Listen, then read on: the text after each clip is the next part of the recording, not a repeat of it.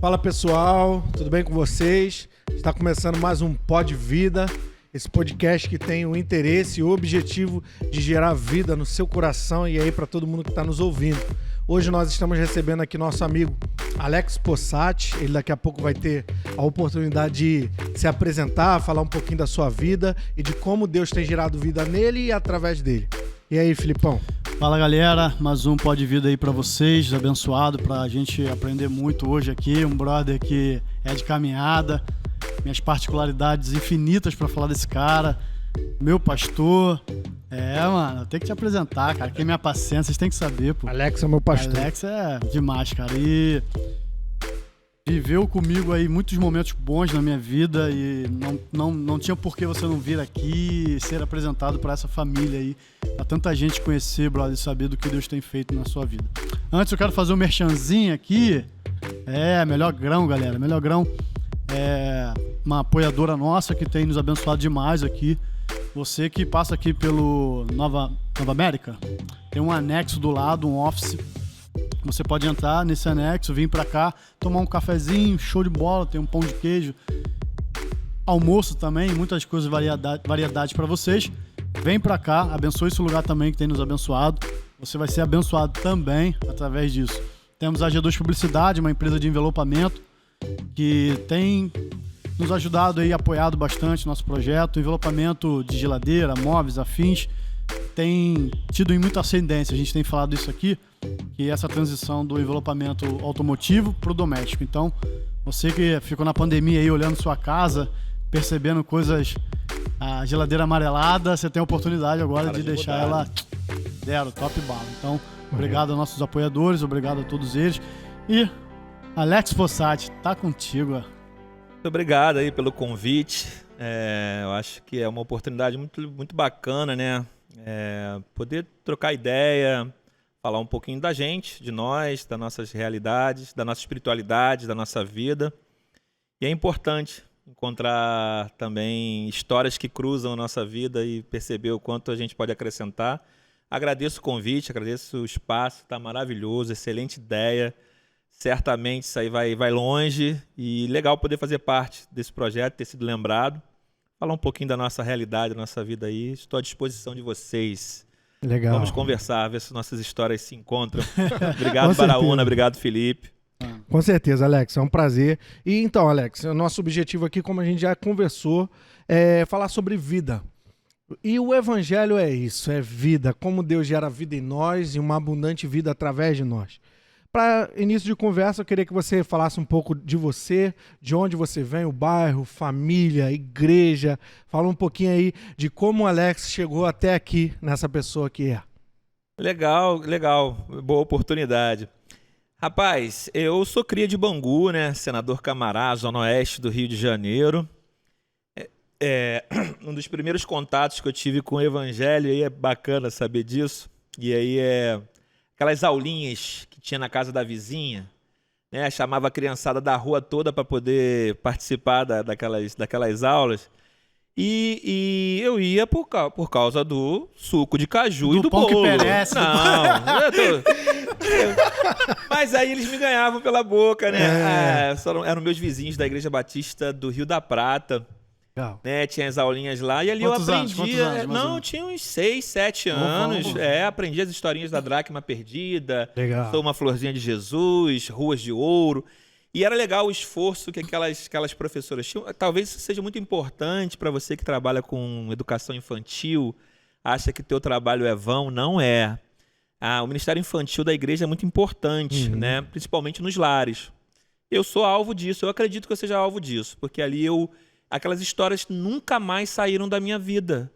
Porque até na idade de adolescência e de adulto, você cresce com um temor.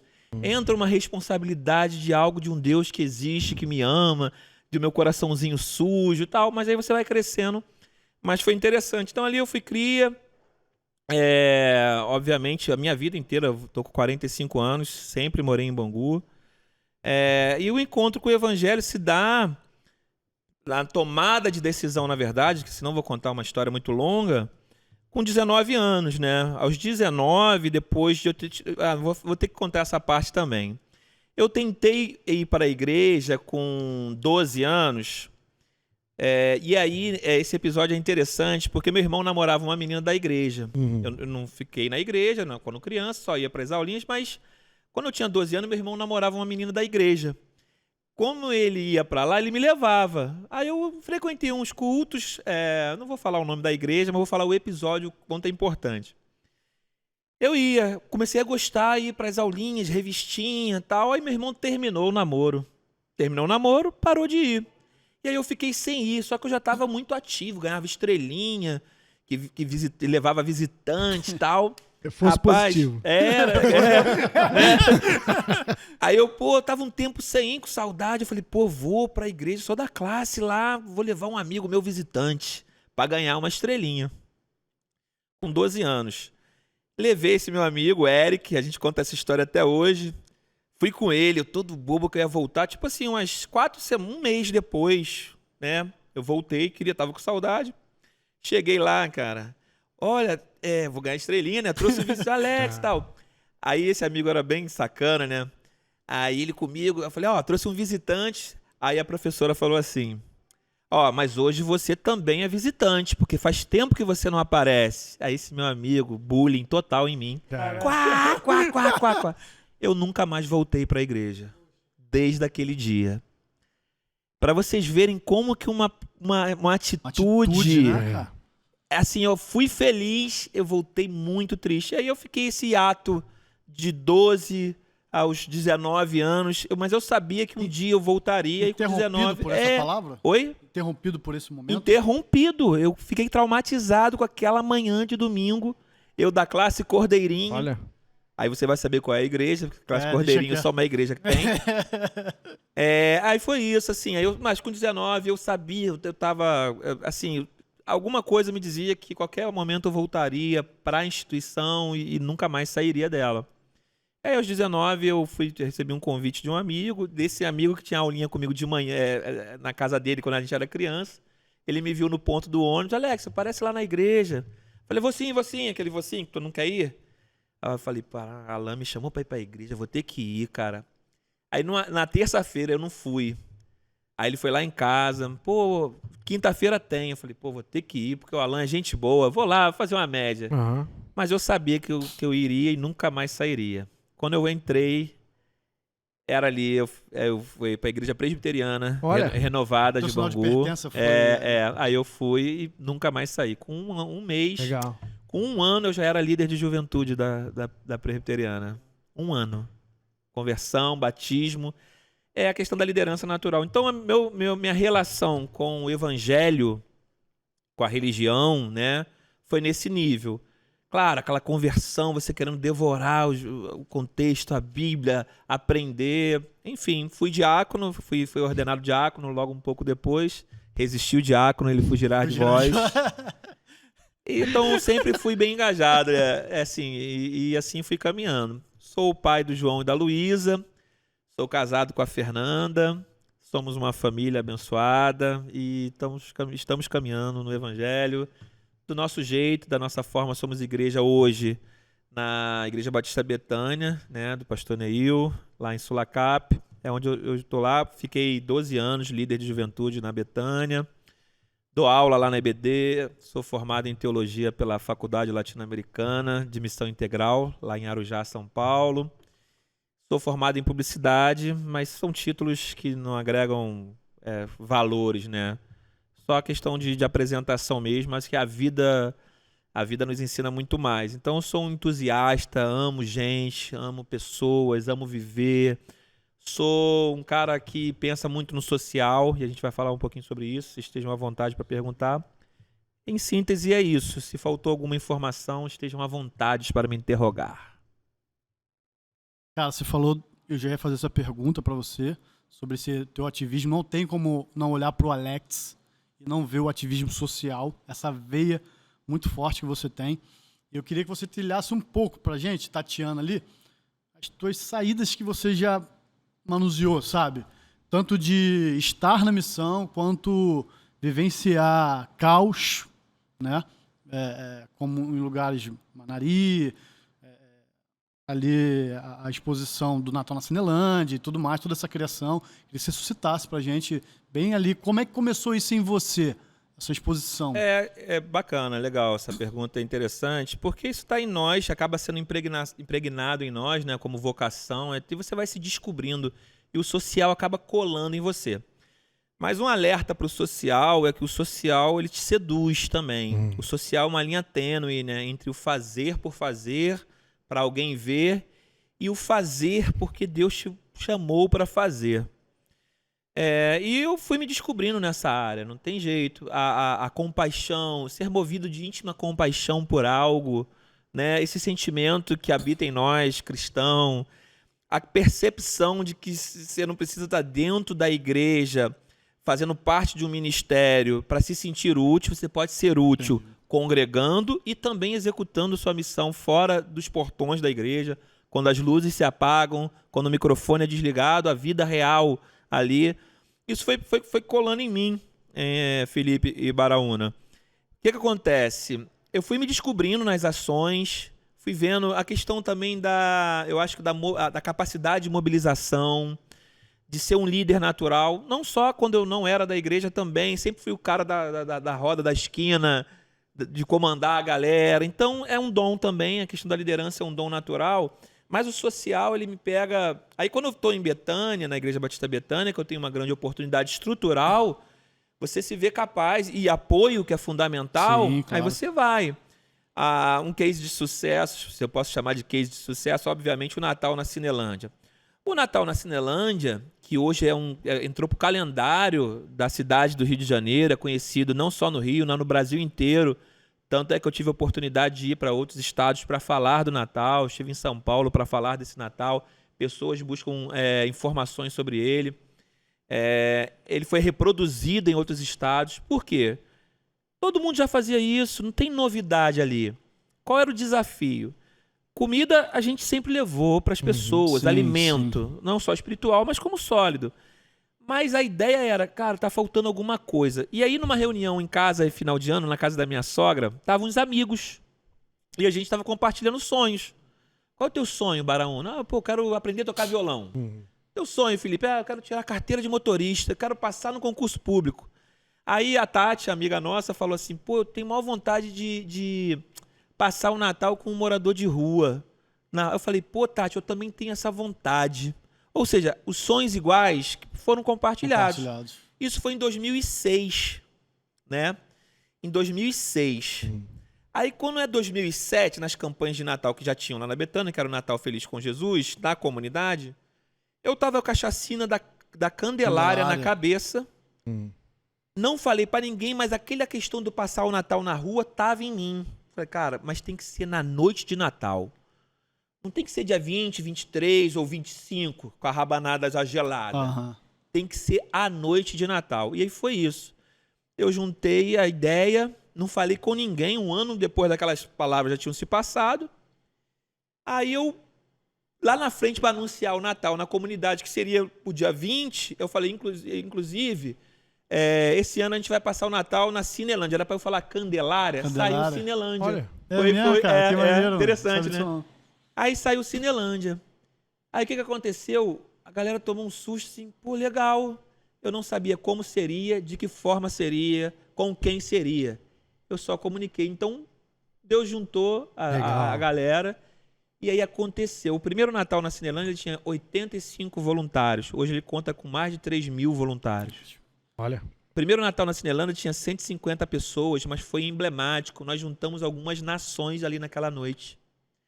Apareceram turistas de vários lugares do mundo. Tinham descido naquela noite, no primeiro Natal na Cinelândia. Um grupo de jovens acabaram de chegar de Israel. Queriam ir para Lapa na noite de Natal. Viram aquela ceia posta. Pararam ali falando inglês. Olha. Aí veio um inglês, ou um cidadão inglês também, turista. Veio um equatoriano, um chinês e um grego. Aí, nações cearam conosco naquela noite ali. Cara, que maneiro, mano. Foi incrível. Eu tenho essa foto até hoje. Futuramente, de repente na edição vai dar tempo de botar. a gente consegue projetar essa foto para vocês entenderem o quanto... E aí o Natal explodiu, ano após ano, mídia, e foi bem legal. Inspirou outras igrejas, outros trabalhos, mas não é uma novidade, não é criado nada. É só uma disposição de fazer algo que está em você, Baraúna, está em você, Felipe. Nós juntamos as ideias e botamos elas em prática. E fora isso, posso continuar só um pouquinho? Vai, né? embora. Tu tem enchentes, um monte de coisa que questão das ações humanitárias, né? As ações humanitárias foram muito interessantes. Mais uma chamada aí pra galera que pensa em espiritualidade. Às vezes a gente não tem oportunidade no ministério da igreja, porque tá cheio mesmo, mas o problema é você se sentir útil e ser útil para tua sociedade. As tragédias, elas são inevitáveis, as tragédias naturais, né? E aí a gente se viu empenhado também em criar as ações, por exemplo, a tragédia da região serrana de 2013 foram muito catastróficas. Eu fui voluntário do Viva Rio. Não era da Betânia. Eu era Betânia, mas eu estava voluntário do Viva Rio. Aquilo ali abriu portas para a Betânia. A gente ganhou credibilidade. Como a igreja de Atos caiu na graça do povo, aquela igreja estava ali para socorrer o oprimido, servindo, sem se preocupar se estava levando a bandeira do Viva Rio. Era o reino ali. E nós mobilizamos gente, passamos uma semana lá cuidando dos galpões, visitando famílias. E a igreja, a nossa van era a única credenciada que podia chegar no Viva Rio e abastecer com o que quisesse para levar para a região. Não precisava, era só estar lá. Então, ganhamos credibilidade. Então, a igreja tem essa importância.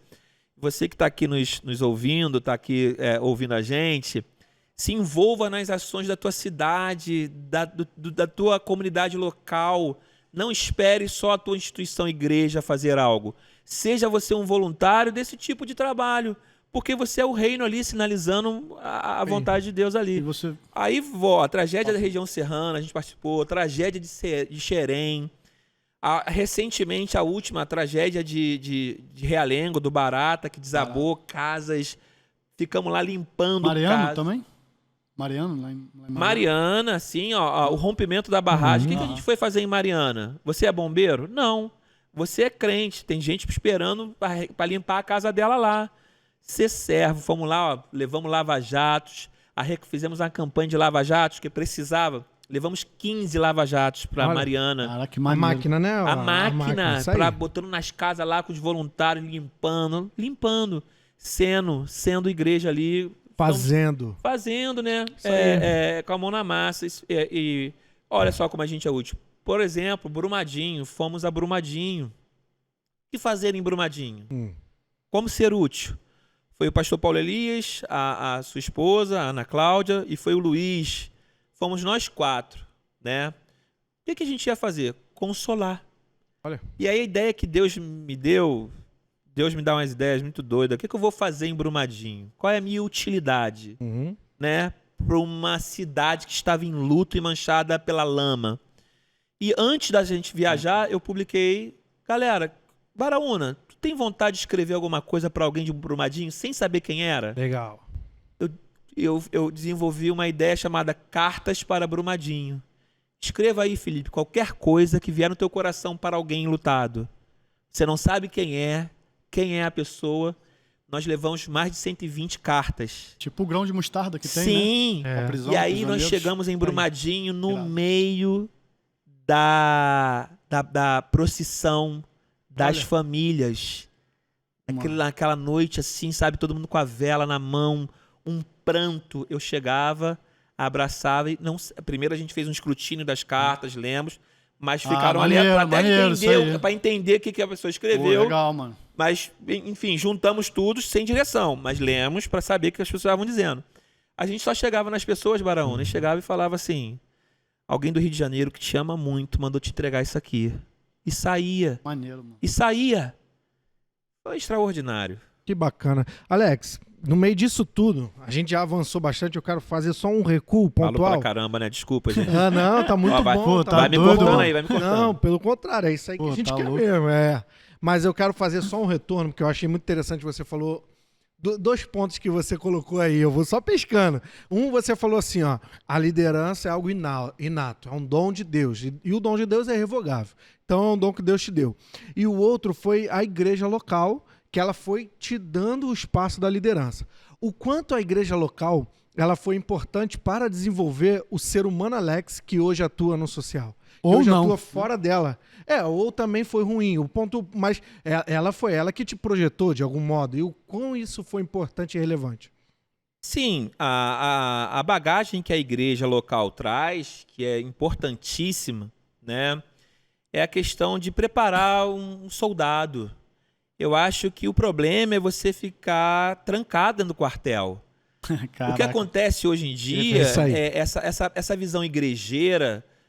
A pandemia ela veio para mostrar o quanto o teu conteúdo, a tua espiritualidade é muito importante. Aquilo que você absorveu no teu dia a dia enquanto igreja. Por quê? Nós não estávamos podendo nos reunir como igreja. Por quê? Por causa da pandemia. E aí? Muitas pessoas morreram espiritualmente porque deixaram de congregar, porque estavam viciadas em templo e não naturalmente ir ao templo para ver os meus irmãos e na comunhão o Senhor ordenar a sua bênção. Uhum. Mas eu preciso saber da minha capacidade individual de busca, de introspecção e de espiritualidade.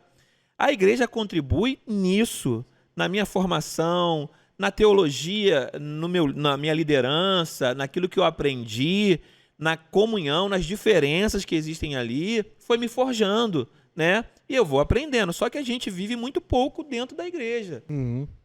A nossa vida real é lá fora.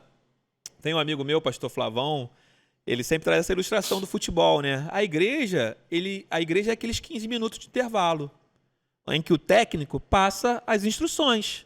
15 minutos de intervalo, o técnico passa, ó, tá errado isso aqui e tal, acerta essa jogada aqui e tal, e o jogo é lá fora. A vida real é aqui fora. Então é na vida real que a gente ganha experiência, que a gente põe em prática aquilo que a gente está ouvindo, né? Mas a igreja foi muito importante, porque me revelou, sim, um líder potencial. Era natural a minha forma de ser. Eu não cogitei estar onde eu estava. Por exemplo, quando eu saí da presbiteriana, eu fui para a Igreja Batista Betânia, uma mega igreja. Peguei o templo antigo ainda, mas você vê uma igreja muito estruturada, institucionalmente falando, aqui não precisam de mim, aqui não vão precisar de mim. Foi pelo contrário. Com a mesma coisa que aconteceu na presbiteriana, que era uma micro igreja, na macro aconteceu a mesma coisa. Então, voltando à sua citação, em que o dom de Deus é irrevogável, não tem jeito. Eu fiz uma oração quando inaugurou o tabernáculo em Betânia. Eu cheguei na porta assim, vi aquela igreja imensa. Falei, Deus, tu não precisa de mim aqui não. Essa igreja tem tudo. Só se você precisar de mim aqui, tu vai dar um jeito para eu... Porque aqui ninguém precisa de mim. Aí, no outro ano, já levantaram o meu nome para a liderança da juventude. De forma orgânica, né? De forma orgânica, sabe? Aí eu falei, não tem jeito. Aí fui liderando. Não, eu acho que você pontuou algo fundamental. É o reino de Deus, cara. A gente está ali dentro da instituição para ser moldado, ser preparado para o reino. E o reino é a vida, é na vida, cara. Você manifesta. E aí, às vezes, não é... Eu acho que a gente ainda tem muito essa questão, Alex, Felipe também, de que a vocação que Deus me dá é para algum cargo eclesiástico. Deus me chamou para pregar, Deus me chamou para cantar, Deus me chamou para ficar na projeção. Calma aí, mano. Será que Deus não tá te chamando para tu servir ali na enfermaria do teu bairro, no hospital do teu bairro, sabe? Perfeito. E aí eu queria... Exatamente. Assim, você é um ator social. Quando o mundo tá carente de Deus, ele olha para a igreja. E a igreja nem sempre é a televisiva, nem a institucional. É a igreja corpo vivo.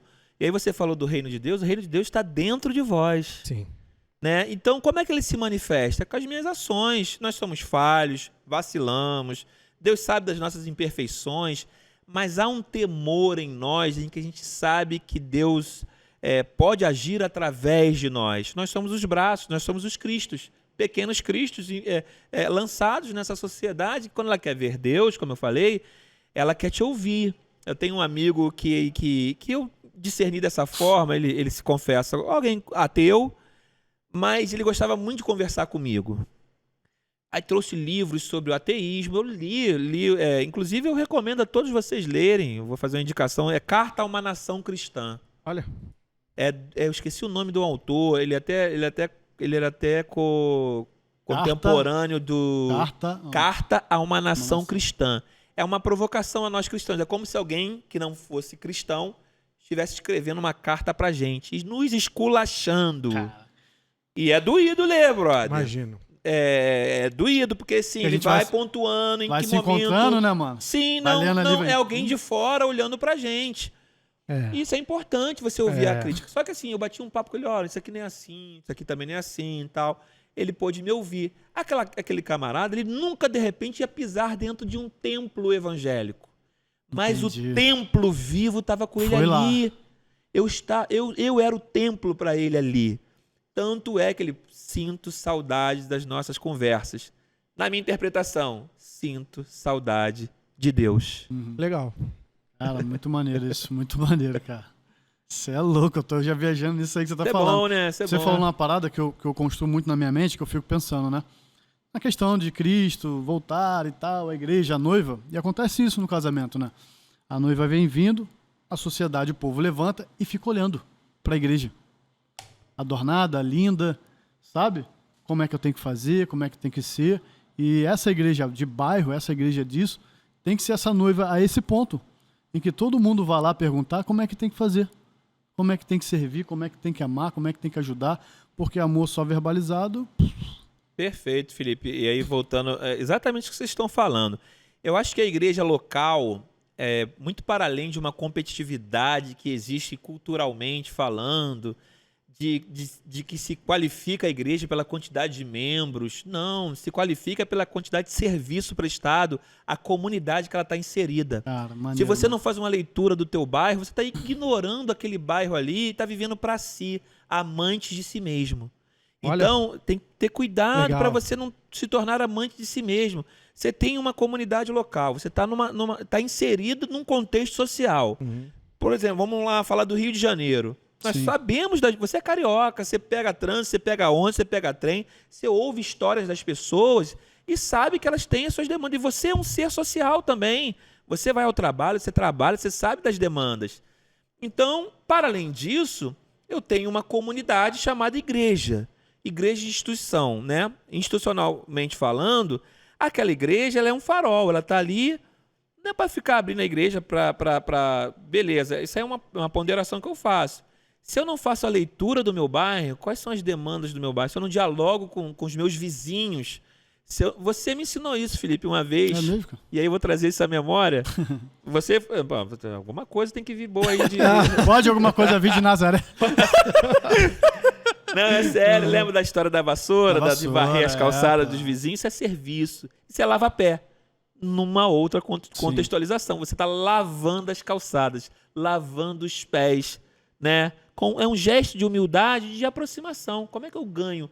E a gente costuma dizer, a Bíblia diz o seguinte, sabe, aquele que ganha a alma, sábio é. As pessoas confundem ganhar uma alma, Baraúna, com levar alguém para a igreja para se converter. Lei. Por um tempo eu pensei assim, e agora eu penso diferente. Ganhar uma alma é ganhar uma amizade.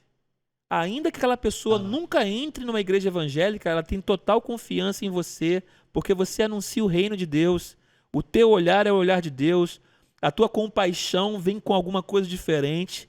Tem alguma coisa diferente em você. Então, ganhar uma alma é não abandonar meu amigo da Umbanda, do Candomblé, do kardecismo, do catolicismo. É ele continuar sendo o meu melhor amigo. Pensamos diferente teologicamente. Isso aí é. Mas o amor, a empatia, o afeto, entranháveis laços de afeto e misericórdia, não é relação de crente, é relação de humanidade, de amor, de olhar misericordioso. Já não vos tenho chamado servos, tenho chamado amigos. O reino de Deus é um reino de amigos, não é um reino de evangélicos, é um reino de amigos. Olha. Né? E assim a gente vai caminhando. Eu penso dessa forma, porque, para fechar esse pensamento, nós somos também ateus de algum Deus, do Deus de alguém. Sim. Eu aprendi isso com o pastor Ed Renekiewicz. O pastor Ed pregou isso uma vez, eu fiquei, caraca, interessante. Ele fala, nós somos ateus de algum Deus, do Deus do outro. Nós classificamos as pessoas de ateias e ateus, né? por não acreditarem no nosso Deus cristão. Beleza, mas também nós negamos. Não estou falando de certo e errado. Estou falando daquela questão da aversão. Mas é isso. Então, Ed, queremos você aqui também com a gente. Pode vir, pode vir. Queremos aqui. Pode Chega vir, mais, Ed, para desdizer o que eu acabei de dizer. Né? Então, Alex, legal que o Alex tem pontuado, Felipe, que ele é um ativista social. Você é um ator social, você está manifestando o reino de Deus na sociedade. E o quanto você encontrando as gentes, as pessoas, o quanto você tem percebido que a figura, a imagem que eles têm de igreja. Qual é essa igreja que eles imaginam e que você chega com uma outra proposta? É essa igreja da mídia? É essa igreja da televisão? Ou eles têm uma imagem saudável da igreja? Como que é isso? Como que funciona na vida? Assim, a gente tem que pontuar que a igreja, ela tem os seus momentos da sociedade, de leitura de sociedade, e ela é vista de acordo com o momento, né? É inegável que a igreja trouxe muitos benefícios para a sociedade, a instituição, a inserção social, a oportunidade em comunidades. A igreja está lá, essa hora aqui que a gente está conversando, tem gente lá dentro dos presídios, dentro dos hospitais. Essa igreja é invisível, né? E a grande questão da imagem da igreja se dá principalmente pela liderança, e por essa usurpação de querer ter Deus como propriedade, dizer que você é o representante master dos evangélicos. A gente tem uns aí que se acham e trazem um testemunho horroroso. Você não vê brilho do evangelho, você vê religioso vociferando, não há amor, você não vê afeto, você não vê mansidão.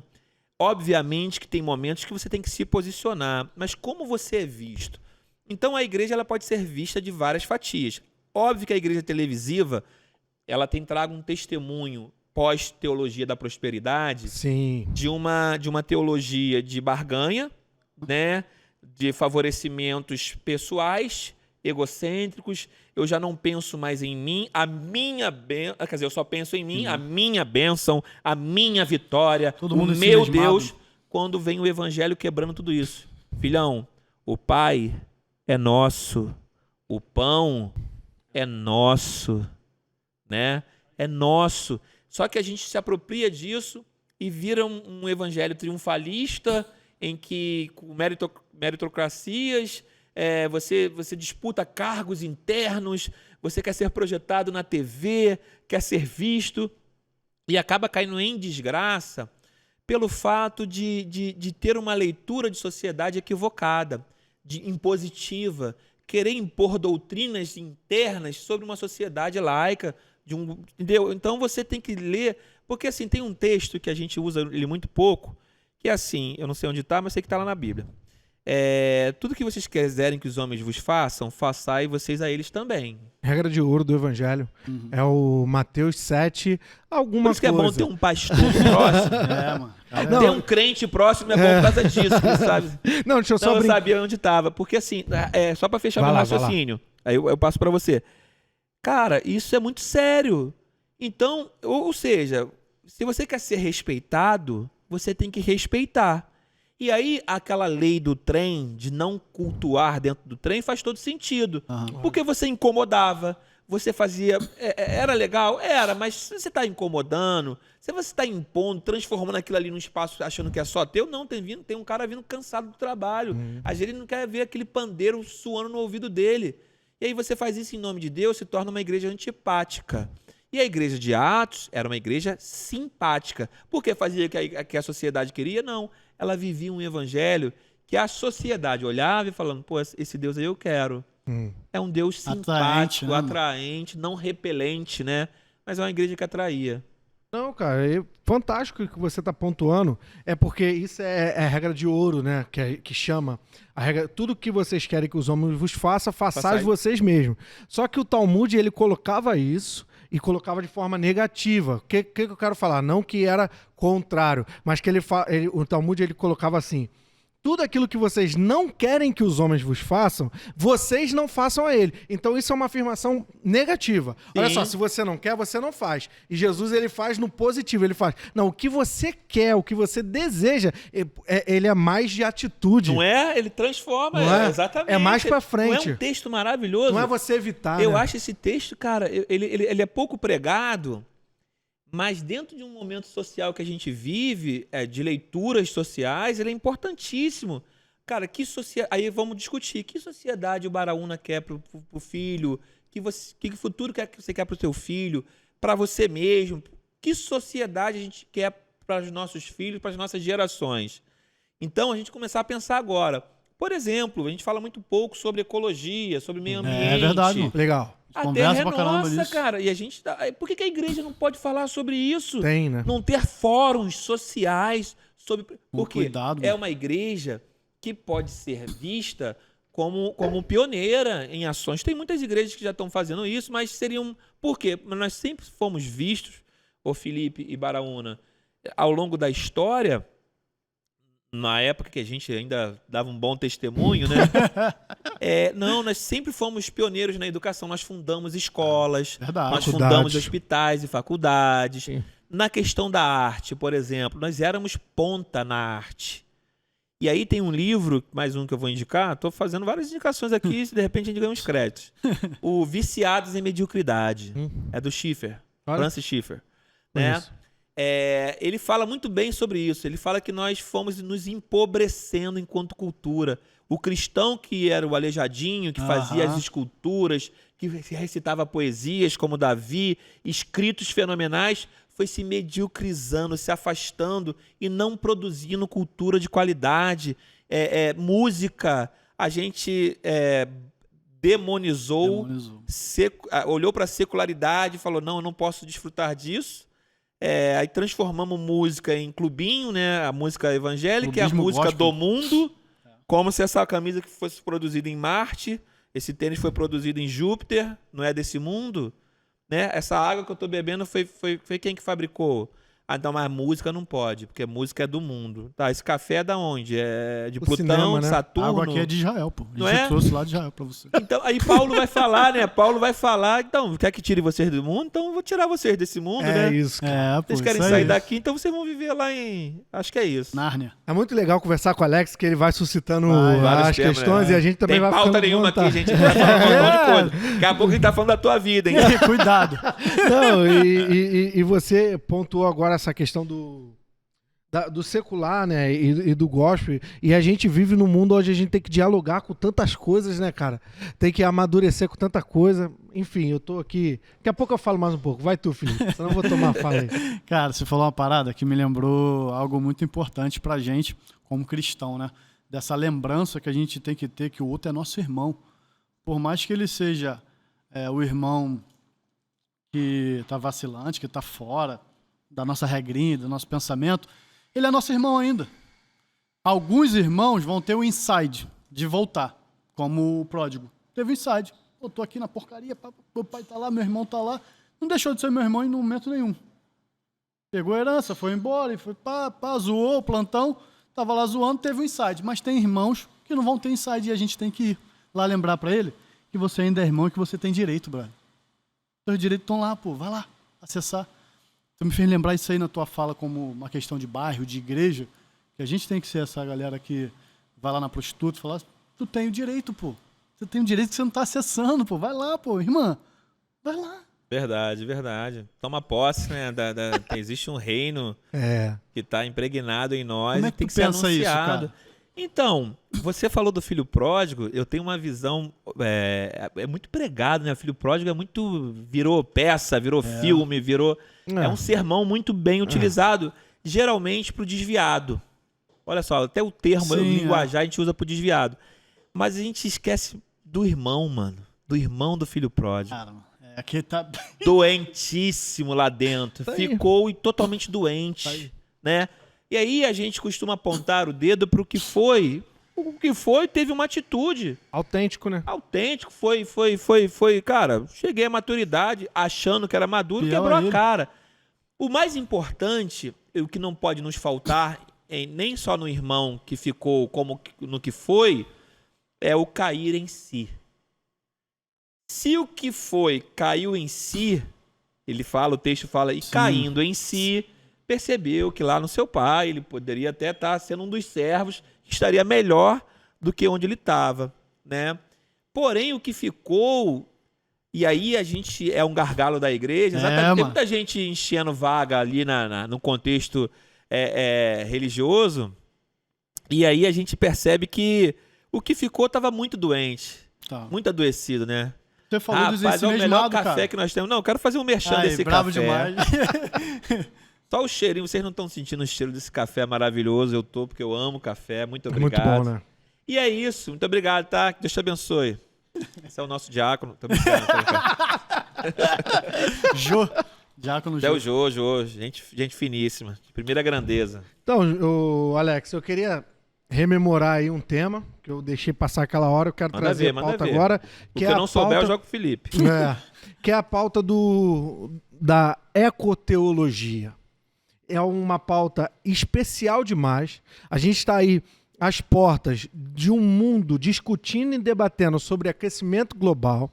A gente vê cientistas, geólogos, pessoas especializadas que têm falado, olha, o planeta tem sofrido com o que o humano tem feito.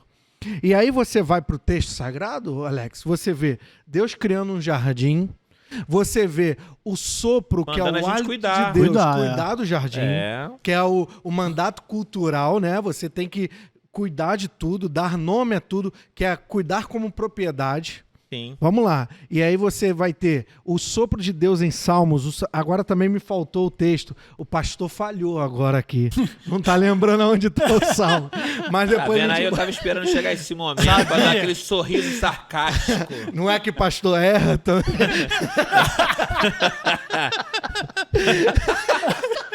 Pastor esquecendo o texto. Minha vontade agora era o Espírito Santo me revelar esse texto só pra eu jogar na cara dele, mas não deu. Sorte que eu nunca li Salmo.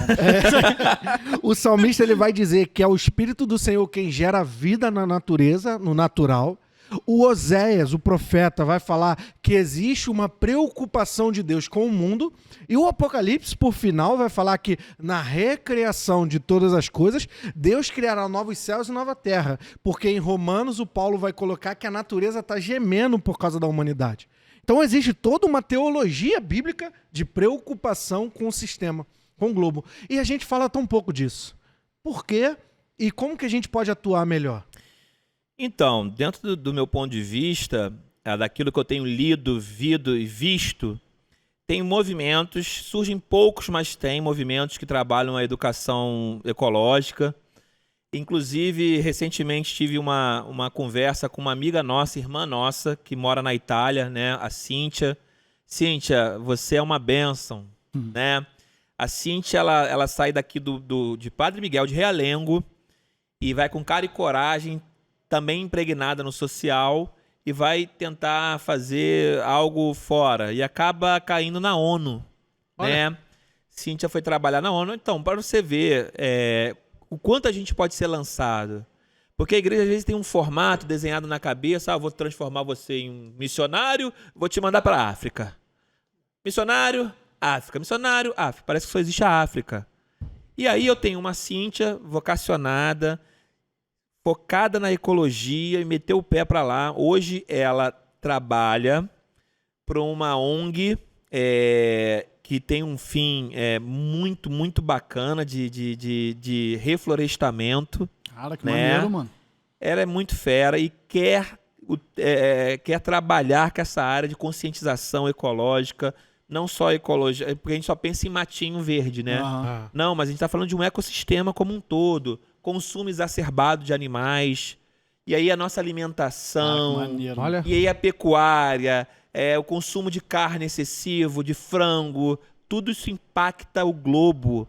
Isso é uma exploração praticamente, vou ser bem crente agora, quase que demoníaca para a desconstrução da natureza. Quanto mais caótica ela for, ela impacta o ser humano e muda o nosso comportamento. Uhum. Então, isso é espiritual demais. Sim. Trabalhar ecologia, ecologicamente sustentável, ter uma visão sustentável da vida é importante. A gente precisa repensar isso. Como você falou, como é que isso se dá? Com educação, com conscientização, com interesse. Por exemplo, nós temos aí as ODS, os Objetivos de Desenvolvimento Sustentáveis, Olha. impostos pela ONU, que o mundo precisa seguir, esses 17 itens das ODS, que é a tal chamada Agenda 2030. Cara, isso era para estar tendo na EBD. Legal, Isso era para cara. estar tendo nos púlpitos. Tinha que estar nas nossas pautas, né? Por quê? Porque ela fala, ó, um deles, erradicação da fome, erradicação da pobreza. Isso não é o evangelho? É. Mano. Então, se eu estou alinhado, aí volta, vamos voltar ao tema anterior, como é que a igreja é vista? Uma igreja alienada, Olha. Apática, não isso, né? participativa, como se ela não vivesse nesse planeta. Então, ela é não participativa. Se você perguntar para alguns pastores, ou para a maioria deles, eles nem sabem o que é ODS.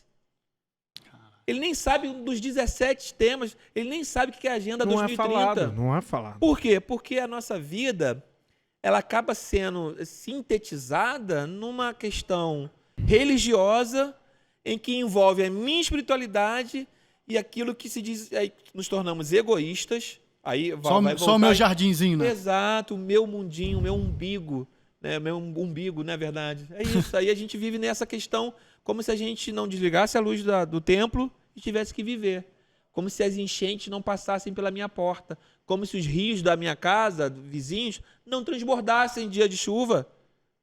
Isso impacta como um todo. Então, quanto mais eu ser um agente de transformação, eu estou glorificando a Deus quando eu protejo a sua natureza. Entendeu? Então, eu acho que a solução está nas crianças, né?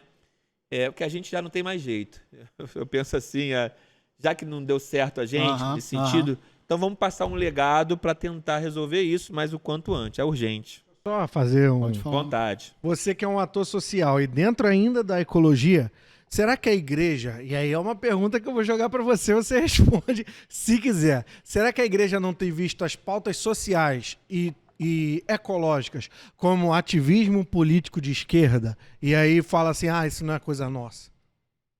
Não, a questão toda, politicamente falando, entre direita e esquerda, um mundo bipolar, dicotômico, né? Isso sempre existiu. Eu não vejo problema nenhum na polarização, né? Nem no posicionamento. Polarização no sentido de são polos. Obviamente, são posicionamentos. Vamos lá. Como é que é Oséias que diz que estarão dois juntos se não tiverem de acordo? Andarão dois juntos Eclesiastes, se não tiverem de acordo? Eclesiastes 4:9, eu acho. É isso mesmo. Confere aí, gente. Diz, Andarão dois juntos se não estiverem de acordo? Beleza. Há uma discordância. Você pensa uma teologia, eu posso pensar outra. Vamos trabalhar nosso ponto de convergência. Isso aí. Só que assim, o grande problema é que a gente está num momento terrível em que ninguém ouve ninguém. Mas é preciso entender que a subversão, o posicionamento é necessário. Se não fosse assim, nós não teríamos a reforma protestante. Eu precisei de alguém se posicionando, como Lutero, para dizer, isso aqui está errado, isso aqui está errado, isso aqui está errado. É uma denúncia social. Vocês estão explorando o pobre, vocês estão explorando o oprimido, vocês estão vendendo indulgências, vocês estão vendendo terreno no céu, vocês estão isso. Então, isso é posicionamento. Dentro de um momento histórico, sempre é necessário um posicionamento. As pautas sociais estão impregnadas à esquerda porque é história.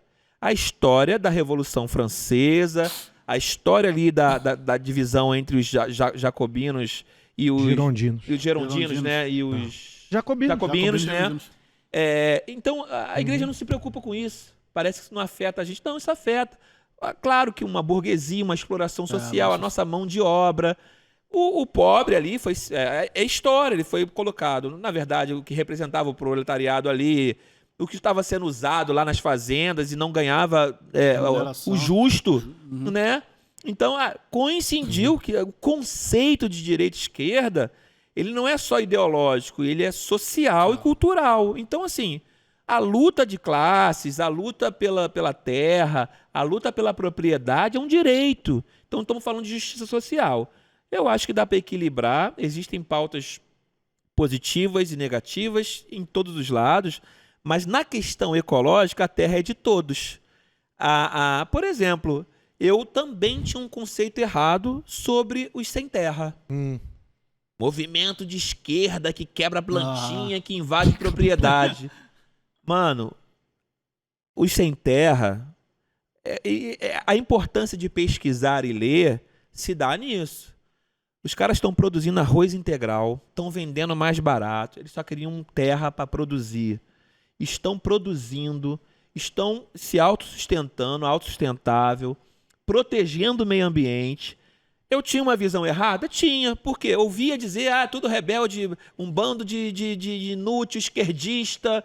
Não, vai ler, não deixa ninguém te influenciar dizendo que aquilo é aquilo sem você pesquisar. Lá na fonte. Tem pontos negativos? Tem. Mas historicamente há um legado de abandono. As pessoas precisam morar. É um direito social, por exemplo. Vamos falar dos direitos humanos. É um direito a pessoa ter um lugar para habitar. Então, o movimento dos sem-teto em São Paulo, por exemplo, é justo. Se tem um prédio abandonado e se tem alguém dormindo na rua, isso é vergonha para o governo e vergonha para a igreja. Sim, verdade. Olha. Não é? Pode, mano. Pode ser. Então, vamos lá. Igrejas em pleno inverno, dando 5 graus, o pessoal morrendo de hipotermia. Quem está errado? É só o governo? Cadê a igreja? Que não abre as suas portas para essas pessoas dormirem. Né? Exatamente. É um templo. Abre ali, cara. Deixa aquelas pessoas dormirem. Então a igreja pode brilhar, Baraúna e Felipe, tendo essas ações, atos de misericórdia, atos de justiça. Por isso, eu quero fechar aqui só esse pensamento, que é a minha parábola preferida, talvez por causa do cunho social que ela carrega, com inúmeras pautas que eu posso dissecá-la, que é a do bom samaritano. Né? O bom samaritano ali é uma aula para nós em todos os tempos e períodos da história da igreja. Porque são os personagens que falam por si. O sacerdote, o levita e o samaritano. Né? A gente joga para escanteio, mas aquilo ali tem algo muito forte para dizer que o samaritano foi o que cuidou. E que o levita passou em largo porque estava ocupado, porque tinha que pregar. O sacerdote estava ocupado porque tinha que servir ao Senhor no templo. Né? E aí Deus, com a sua infinita misericórdia, traz aquele texto para a gente lembrar que o agora é urgente. A água era para agora, o pão era para agora, tratar a ferida era naquele momento. E outra coisa, envolve recurso. Aquele homem, ele bancou a estadia, ele não ficava preso a mamon, ele se desprendeu dele. E outra coisa importante, muito para os dias de hoje, tempo. Tempo é dinheiro. Ele estava de viagem, ele parou tudo que estava fazendo para olhar para aquele homem quase semi-morto. Não se preocupou com a viagem, perdeu tempo, se atrasou para o compromisso que tinha e ainda falou, se ficar faltando alguma coisa, na volta eu pago. Aquele homem tinha, sabe o quê? Credibilidade. Por quê? Como é que você deixa um cara numa hospedaria e fala assim, quando voltar eu pago? Fala para um crente fazer isso hoje, amanhã eu pago. O crente está com uma fama de 7-1, de devedor, de caloteiro. E aquele bom samaritano, bom é o que o texto diz, né? A gente colocou aquele bom ali. Mas é isso, sabe? Aquilo ali é muito forte. Então é isso, o cuidado é por aí.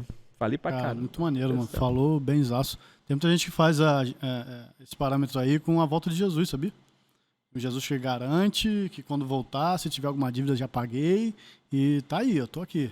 Fiz por isso você, daí vem morri da por Patrística, você. né? Né? Da Patrística que diz que... A Patrística entendi, diz... Patrícia. Não, a tradição dos padres da igreja. Entendi. Na era... Claro. Eu vou deixar você gastar a sua teologia, porque você é um mestre, você é um para de professor. bobeira, começou. Pô, Vamos beber dessa mesa aí. Eu só quero as migalhas que tem dessa mesa aí. Tem gasguei, ó. A única coisa que tem aqui é café. Do bom. Do bom, mano. Não, mas bom. a Patrícia, Vou levar um pacote pra casa. ela vai colocar isso, né? Que a casa ali, o hotel é a igreja. O bom samaritano é Jesus. Ali quem carrega a mula é como se fosse o espírito que carrega. E aí o ferido é a humanidade, e aí eles botam as 2 dracmas como 2 milênios, né? Isso que é o... Aí que é a loucura, não. Aí fumou um e vai falar de teologia. Não, é porque a Patrística, ela vai ter uma leitura bíblica muito alegórica, né? Sim. É alegoria, muito trabalhada E a na Bíblia alegoria. trabalha com bastante alegoria. Mas assim, você definir... Eu vou falar uma parada totalmente fora do que tu acabou de falar agora. Eu quero perguntar outra coisa. Se não Vai, esqueça. depois eu vou te perguntar aqui, vai. Pergunta, mas você sabia que a palavra comunicação vem de comunhão? É mesmo, não sabia. A não. origem de comunicação vem de comunhão. A etimologia, por conta do isolamento dos mosteiros, na época, eles precisavam de um tempo para se comungar, comunicar. Eu aprendi isso há pouco tempo na faculdade, então eu tô gastando Ele leu, aqui. tu leu hoje, né? Não li esses dias. Já acho que Eu foi falei, ele que me ensinou aonde isso eu vou aí. aplicar Ele que me isso? ensinou Um isso aí. dia. Eu falei, é hoje que eu vou aplicar isso. Não tem nem contexto, Mas eu quero. Estamos nos comunicando, comungando, estamos em comunhão. Legal. Passa a bola. Cara, fugindo um pouco aí agora, eu queria saber um pouco como é que é você ser pai hoje de 2 adolescentes, brother.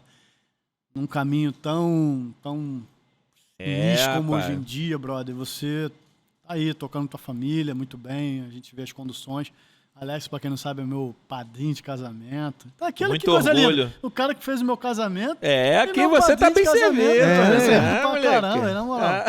Tá casado. Muito bom, muito a bom. paternidade, Fala né, aí. Felipe? A paternidade era algo assim, a gente nunca se imagina, né? Mas deseja. E eu profetizo em nome de Jesus, a semente da multiplicação nessa terra recaia sobre esta mesa, aleluia. Hey! Olha, cara, eu sempre eu sou caçula de 5 irmãos, né? Olha. Vivi vida, molecagem na rua. A geração hoje não permite tanto isso. Então, e além do advento da Violência. tecnologia, Sim, que trouxe a gente para essa telinha. Mas sempre que eu posso, eu tô jogando eles para uma atividade que eles possam fazer na rua e tal. Mas assim, a nossa vivência ali de família, eu, a Nanda e as crianças, a gente tenta ser o mais simples possível, ser o pai que eu não tive, ela ser a mãe, né? Acolher, conversar. Eu acho que a gente quebrou muito tabu. Eu sempre imaginava a amizade com meus filhos para além do discurso, né? Na prática. Obviamente, você tá ficando velho, vai ficando chato e você tem que se ver o chato. Porque a adolescência está chegando deles, né? Já chegou, na verdade. Mas é o discurso, é o diálogo. Como eu já lidei bastante com adolescente, com criança e tal, então consegui mantê-los amigos, próximos. A gente ri. Eu sou um bobão, né? Eu sou um pai bobo, sou sanguíneo, brincalhão. Meu temperamento é esse. Sou irucudo às vezes, mas às vezes muito mais extrovertido, de fácil linguagem, de fácil falar. A gente debate muitas coisas, fala sobre tudo. Muito importante, você falou, Felipe, a abertura para pautas e para falas sobre tudo que é polêmica, né? Qual é o momento de falar sobre sexo com meu filho, sobre masturbação, vamos lá, com a Luísa, menina, a gente estava falando aqui em off, né? Sim. O mundo é mau. A mulher é muito objetificada numa sociedade machista, ela é uma carne andante. Como é que eu vou falar para minha filha que vão vir olhares de homens adultos sobre ela e para ela ter cuidado com esses olhares? Orientá-la no Senhor, que ela encontre alguém, e o João também, que ele encontre alguém, mas que eles foram orientados, eles não serão nós. A gente cria filho para o mundo, né? Eles não vão estar lá comigo para sempre, então eles vão ter que se virar. E o importante é que eles levem um legado, eles tenham decisões próprias da vida deles. Mas é legal, a gente se diverte bastante, sem imposição. A nossa religiosidade, ela é natural, é uma gratidão na mesa, é uma palavra que você está ouvindo, às vezes bater um papo, ler uma leitura bíblica junto. Eu sempre achava que ia ter leitura bíblica todo dia, não leio Bíblia todo dia, a gente não senta todo dia para ler a Bíblia. Não estou dizendo se está certo ou errado, mas é uma utopia achar que eu conseguiria. Eu não queria forçar, mas às vezes a gente lê. Vamos ler o livro de Coríntios? Vamos ler. Aí a gente passa a semana lendo o livro. E ali vai ficar... a semente foi lançada. Aí ela pergunta o contexto, a história. O João pergunta, pai, isso aqui. A gente vai vivendo assim. Legal. Biblicamente falando, e na igreja, na comunhão, né? Ouvindo uma palavra, sabendo quem são as nossas relações, quem frequenta a minha casa, Isso aí. quem são os meus amigos. Isso é leitura, eles vão ficar lendo. Com quem meu pai se relaciona? Com quem minha mãe se relaciona? Quem são os nossos amigos em comum? Acho que é isso. Percebendo a tua linguagem, a forma e... Ele sabe que o papai fala besteira de vez em quando. É polêmico pra caramba esse Polêmico papai. demais, né? Mas aí quem conhece de perto conhece, né, Felipe? Sabe. Tem um ser humano ali dentro ali. Parece, Alex, a gente tá caminhando aí, começando a caminhar pra parte final. Triste, porque esse papo aqui ainda dava mais uma hora tranquilo. Tranquilo e calmo. Bastante coisa pra gente falar mal dos outros, que ia demorar mais 3 horas. Mas eu queria saber de você, primeiro, se você faz hoje parte de alguma ONG ou de alguma atividade, o que o Alex tem feito hoje? Qual a atividade do Alex hoje como ator social? E como as pessoas podem se envolver nisso? Como elas podem te procurar? Então, eu tô aí, cara. Eu tento olhar para minha sociedade, para o momento que eu vivo e tentar fazer a diferença. Por exemplo, seja reclamando de um ônibus que não tem ar-condicionado, gerou reportagem, né? É verdade. Mas é assim, você olha para tua sociedade. Se aquelas pessoas estão sendo oprimidas porque elas estão vindo cansadas do trabalho e não tem um ar-condicionado para elas, elas pagam seus impostos, eu não preciso ser crente para olhar para aquilo ali e saber que eu preciso fazer algo. Como? Eu vou mandar um e-mail para a empresa reivindicando que tenha um ar-condicionado. Vamos lá. Entendi. Agora, esse é um exemplo. Eu estou envolvido hoje com alguns projetos que, por exemplo, de educação em comunidade. Estou ajudando a Verônica na Favelivro, que é um projeto sensacional. Lindo demais. Do Demésio, que é implementar bibliotecas comunitárias em comunidades carentes, porque a educação transforma a vida das pessoas. Então as pessoas não têm acesso a livro, a leitura, a conteúdo. Bom, nas comunidades, principalmente, são periferias que são abandonadas, né? Então, estou me envolvendo com isso. Tivemos um evento do Literarmundo aí que foi bem legal. Conheci atores sociais que estão espalhados pelo mundo, são brasileiros, irmãos nossos, estavam por aí. Eclesiasticamente falando, eu dou aula na Escola Bíblica Dominical, né? É um professor. É um professor de EBD. Não sei se eles me ouvem, não, mas estão lá na aula lá. Esse é o meu papel na igreja, assim, como o que eu tenho feito, né? E paralelo a isso, hoje eu me interessei um pouco mais pela política. Eu acho que a política ela é necessária. Eu acho que a igreja precisava se envolver, não com politicagem, mas a política atravessa a nossa vida. E eu me inspirei em alguns atores políticos partidários, inclusive, que são crentes. Eu olhei assim, cara, dá para juntar vocação ministerial e política. Porque uma caneta transforma vidas. Uma assinatura de um projeto de lei pode mudar, a pessoa pode voltar a ter dignidade, e nem sempre a igreja tem um braço de alcançar ali, e a política de repente alcança, e tudo envolve política. Eu tenho, hoje eu sou secretário estadual dos evangélicos do Cidadania. Eu sou Olha. eu me filiei a um partido, o Cidadania, porque eu queria me envolver com ações políticas efetivas, não só do discurso, né? Então eu queria entender melhor isso. Por quê? Eu li um livro, na verdade eu li um texto que virou livro, do Stephanie Hazel. Ele chama-se Indignai-vos. Morreu há pouco tempo, morreu com 94 anos, foi um dos autores da Carta dos Direitos Humanos, ajudou a solidificar a democracia na França, viveu na França, é um sobrevivente do Holocausto. Olha só, cara. É um sobrevivente do Holocausto e começou a escrever. Esse texto chegou a mim, e eu, caramba, aí fui aprendendo política ali, mas política efetiva, e senti esse desejo. Fato é que esse texto mexeu comigo, e eu dei esse passo. Então, assim, hoje eu posso conversar com evangélicos dentro de uma pauta não só teológica, mas política. Como é que os evangélicos são vistos na política, por exemplo? A gente é uma vergonha na política. Nós somos vistos como massa de manobra, como voto de cajado. Não tem o voto de cabresto? Chama a gente de voto de cajado, que o pastor manda na gente. Não, eu não sou essa pessoa e quero convocar evangélicos pensantes que pensam fora dessa caixa. Não sejam manipuláveis, que olhem para a sua sociedade e que sejam transformados. Então eu estou envolvido com esses contextos sociais, disposto a ser um ator social em tempo integral, porque todo crente é um ator social em tempo integral. Tive fome? Me deste de comer. Tive sede? me deste de beber. Estava nu, você me vestiu. Estava enfermo, você foi me ver. Mas você não precisa estar impregnado dentro da igreja para fazer isso. Você tem que estar vivendo. E o teu olhar vai saber quem está com fome, o teu olhar vai saber quem está com sede. Às vezes, as ações vão fazer com que isso aconteça.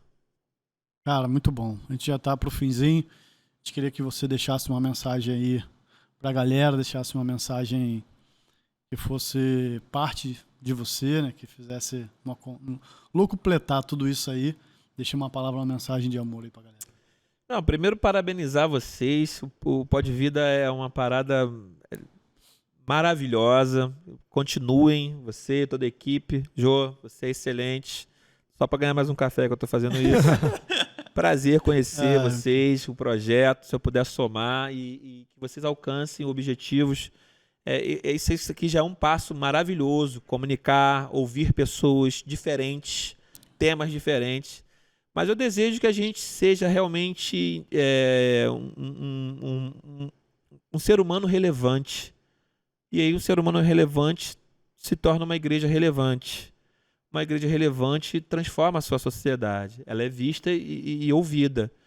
Por enquanto, a gente tem forçado muito a barra, querendo impor, né? Mas eu acho que com as relações nós vamos conseguir sim. Isso aqui é uma ferramenta maravilhosa para sermos vistos como pessoas pensantes, inteligentes, né? Que conseguem dialogar com a sociedade, estão preocupados com o que acontece na sociedade. Isso é maravilhoso. É isso, eu acho que a gente pode ser um pouco melhor a cada dia, melhorar, apesar da maré, mas que possamos continuar nessa, marchando fielmente nos preceitos do Evangelho, mas sabendo que a gente está num século XXI e fazer uma leitura de sociedade correta e jamais abandonando a fé. Amém? Muito obrigado. Irmão, muito bom. Eu quero agradecer você que esteve aí conosco até agora, participando desse podcast. Obrigado pela sua audiência, que você possa se inscrever no canal, assinar o sininho. Ó, quase falei mistério aqui. Assinar o tivinho. Ele é o pentecostal da turma aqui, tá, gente? Real. O meu esfriou, tô brincando. Vou lançar uns labaçúbias depois. Mas aí você se inscrever no nosso canal, assinar o... Ativar o sininho. Fala, Felipe. Ativar o sininho, galera. Ativa o sininho, vambora. Sabe o que é isso, gente? Agora eu vou falar pra você que tá aí do outro lado. A gente tá gravando depois do almoço. Então, né? Bate aquele... Pra ativar o sininho. Bela desculpa. Instagram nosso, galera, ó. @podvidaoficial. @podvida.oficial, tá bom, galera? Vamos lá, vamos... mandar lá um aviãozinho pra galera assistir, abençoar aí muita gente. Essa é a nossa intenção. De pó mesmo, e vida, caminho, vambora. Essa é a ideia. É isso aí. Alex, obrigado. Mano, obrigado, brother. Deus abençoe sua vida. Muito bom. Então é isso. Calma aí. É pod.vida? Pod.vida. A gente tá bom, A gente tá bem mesmo. Cara, bota aqui essa parada projetada. Aqui A gente embaixo, vai melhor, projetado. mano. Aí, ó, já é um... Já me corta aí, que eu já falei Que é tudo esse errado. aqui? Esse daqui que tá A aparecendo. G2 Publicidade. Pod.vida oficial. Não tem oficial? Pod.vida, então, galera. Muito obrigado. Prazer. Valeu. Tamo junto. Valeu, pessoal. Um abraço. Valeu, galera.